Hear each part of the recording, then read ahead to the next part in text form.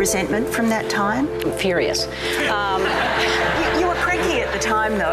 I was furious at the time. Yeah. You know, because, you know, when you're new, when you all of a sudden are like, you know, I just felt like I was, and it was my own fault. I kind of felt like I was stuck, you know, living my life the way, and that if I, you know, how dare they not like me anymore just because I suddenly revealed the truth of, you know, who I am in one aspect of my life. Not, you know, it's just, I'm just saying I'm gay. That's all I was saying.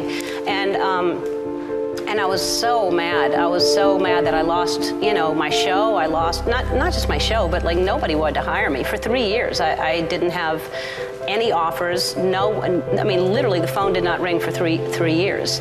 And I had no money. I was out of money. I was just so, that tends to make people cranky.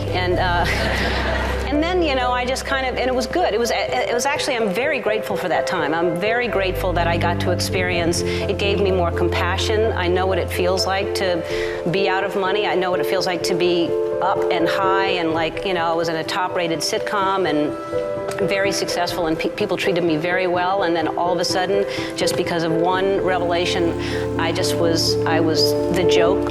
You know, I was the punchline of every late night talk show. I was made fun of in magazines. And it felt horrible at the time. And now I look back and I'm so grateful for it, because it really gave me a chance to examine myself and say, who are you without fame? Who are you without success? Who are you without money? And I kind of found different parts of me that would not have grown had I not experienced that. When I was younger, I thought success was something different. I thought, when I grow up, I want to be famous. I want to be a star. I want to be in movies. When I grow up, I want to see the world, drive nice cars. I want to have groupies, to quote the Pussycat Dolls. How many people thought it was boobies, by the way? It's not, it's groupies. But my idea of success is different today, and as you grow, you'll realize definition of success changes. For many of you, today, success is being able to hold down 20 shots of tequila. For me, the most important thing in your life is to live your life with integrity and not to give in to peer pressure to try to be something that you're not. To live your life as an honest and compassionate person, to contribute in some way. You did a very successful sitcom, you then came out, and then it was cancelled. Has this show sort of saved you, do you think, in a way? I think what saved me is me being honest. And I think I somehow had the courage to do something and say something that I knew would possibly end my career. And instead of making business more important, I made my soul and my life more important. And I think by being truthful and by being honest, that saved me. And then I was given the opportunity to do something where I could actually just be myself and people could see who I am. And if they respond to it, great, and if they don't, great. And they've responded.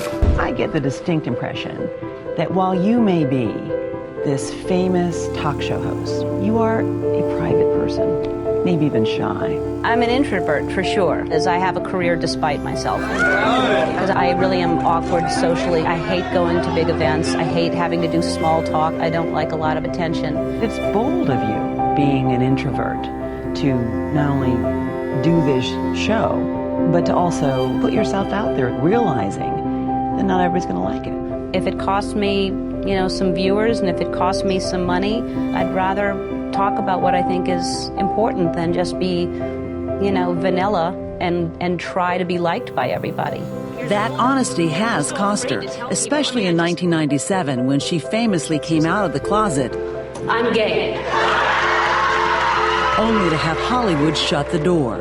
Advertisers pulled out. Within a year, her sitcom was canceled. Her career stopped cold. I don't think it was a failure, but it certainly gave me a lot of free time for 3 years to sit still and go, okay, who am I without a career? Who am I without people loving me? Did you feel that you had made a mistake in coming out? Absolutely, no.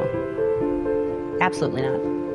It's Why? the best, because I am free. I'm completely able to be exactly who I am. To have to hide anything is just a horrible way to live. The big breakthrough was in 1986. You were on with Johnny Carson. First time with Johnny Carson, and he loved you.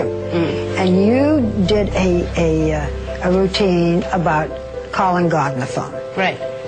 I think he put you on hold, didn't he? Well, it was a big place. You know, people talk about praying and talking to God all the time, but I just thought it would be great if you could have a phone conversation, if you could actually just reach God somehow, if you could just pick up the phone and call God.